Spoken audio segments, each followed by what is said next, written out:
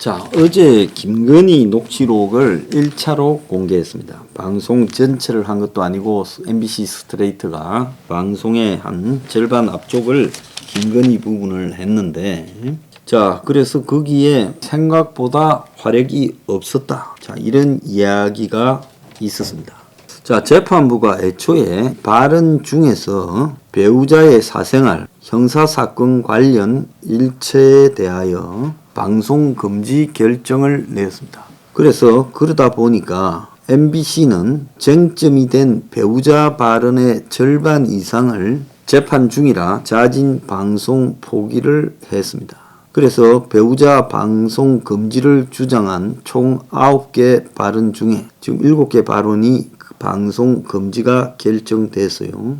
그래서 MBC는 재판 과정에서 9개 중 5개 발언에 대해 사생활 영역이라며 자진 방송을 폐기했고, 재판부가 나머지 4개 중에서 2개 발언에 대해서도 공직자의 검증 영역과 관련해서 방송 금지를 결정을 했습니다.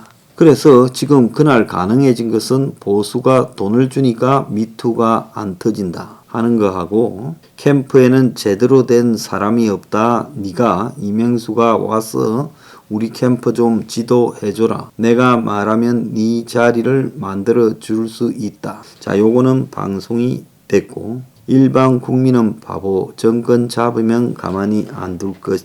내가 웬만한 무속인보다 낫다. 점을 좀 볼 줄 아는데 내가 보기에는 우리가 청와대 간다. 원래 우리는 좌파였다. 그런데 조국 때문에 입장을 바꾸었다. 대통령이 조국을 싫어했는데 좌파들이 조국을 억지로 그 자리에 앉히는 바람에 우리가 대통령을 보조하기 위해 일을 벌인 거다. 한동훈한테 제보할 수 있으면 나한테 해라. 내가 전달해 주겠다. 내가 한동훈이하고 자주 연락한다. 자, 요거 하고, 또 열린공감TV, 오마이뉴스 누구 등 감옥에 넣겠다. 우리 남편은 바보다. 뭐 이런 이야기입니다. 그래서 MBC가 자진 포기한 것이 지금까지 이야기한 것 중에 7개 중에 5개고, 재판부가 결정을 한 것은 정권 잡으면 가만 안 둘 것하고 내가 무속인보다 낫다. 이걸 갖다가 재판부가 지금 방송을 못하도록 했습니다. 재판부는 여기에 대해 도이치모터스 사건 등 배우자에 대해 수사가 계속 중인 사건 일체와 관련된 발언에 대해서도 방송 금지를 못하게 했습니다. 그래서 어지간한 이야기들이 다 방송 금지 조치에 해당이 되어서 MBC가 공익을 위해서 방송을 한다고 자기들이 내건 목적 하에서 실제 방송을 할 수 있는 게 별로 없다라는 겁니다. 자, 그러다 보니까 서울의 소리가 김건희 녹취록을 괜히 MBC에 줬나 답답하다. 전체 파일 공개를 예고했다. 이런 헛소리를 하고 자빠졌습니다. 애초에 이 서울의 소리라든지 이런 것들요, 솔직히 말하면 언론 축에나 들어갈 수 있습니까? 좌파 세상에서 뭐 백이사나 이런 것처럼 한마디로 적색 테러를 입삼고 있는 그런 유의 단체처럼 행동하지 않았습니까? 그런데 이런 데서 녹취를, 공작을 써서 접근을 해서 녹취를 하고, 그 녹취록을 가지고 방송을 틀어서 전 국민에게 망신을 주도록 하겠다라는 부분인데, 그 녹취록에 응한 김건희라는 사람의 수준은 그냥 수준으로 우리가 보겠습니다.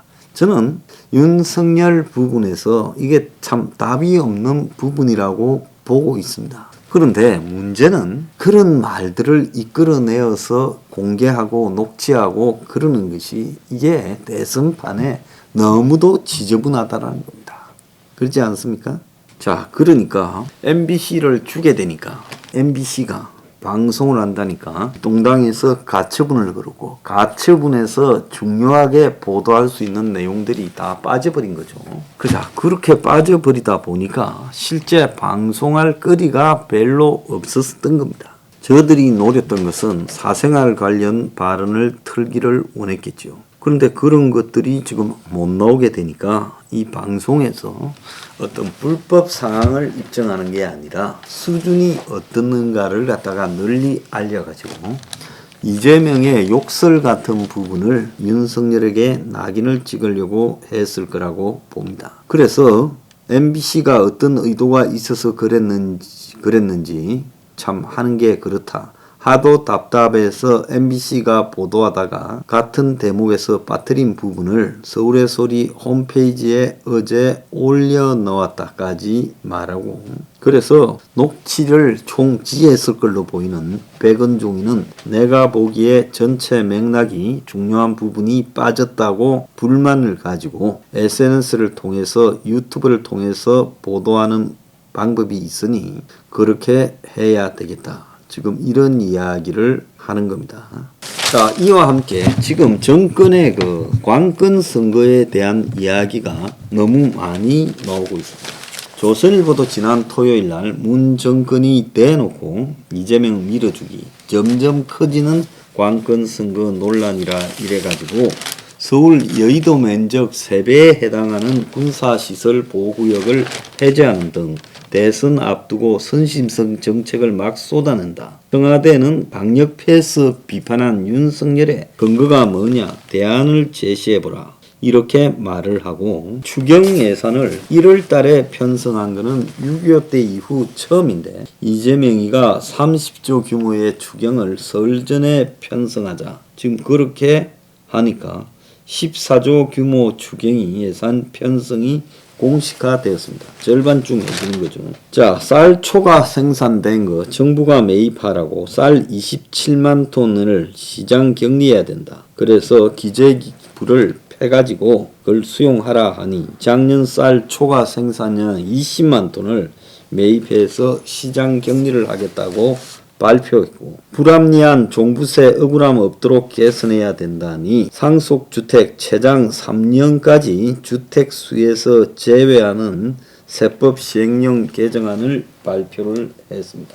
자, 이 속에서 이재명의 기본주택은 300조가 들고 윤석열의 청년주택은 90조가 든다고 난린데, 지금 여당이 선신 공약을 하고 나면 정권이 뒤를 따라가면서 공약을 발표하고 있고, 대선 앞두고 추경은 완전히 이거는 고무신 선거, 막걸리 선거를 정부가 조장하는 것과 같은 것이다. 이런 지금 비판이 나오고, 1월달 추경은 완전히 최악의 포퓰리즘 선거이고 돈 선거, 관건 선거다라고 봐야 되죠. 그래서 문 정부가 갈수록 점점 대놓고 이재명 밀어주기를 하고 있고, 관건 선거 논란이 이게 시간이 갈수록 커지는데 지금도 아무것도 아닐 거라고 봅니다. 선거가 임박해지면 아주 심각한 관건 선거를 할 거라고 보여집니다. 지금 정부 부서들이 여당의 후보 공약을 만들어줬다라는 비판에 이어서 이게 이런 식으로 노골적으로 정부가 대선의 중립을 지키지 않고 자기 쪽 후보를 밀어준다면 이것은 대선 보이콧을 해야 될 문제이죠. 그래서 이런 관건 선거를 윤석열이 문제를 제기하고, 그리고 심각하게 이런 게 지속된다면 고민을 하겠다라고 해야 됩니다. 지금 그러지 않고 이 부분에 대해서 그냥 어쨌든 뭉개면서 내가 어쨌든 되고 말겠지라고 생각하다가는 나중에 수습이 되지 못하는 사태가 발생할 거다. 이렇게 보고 있습니다.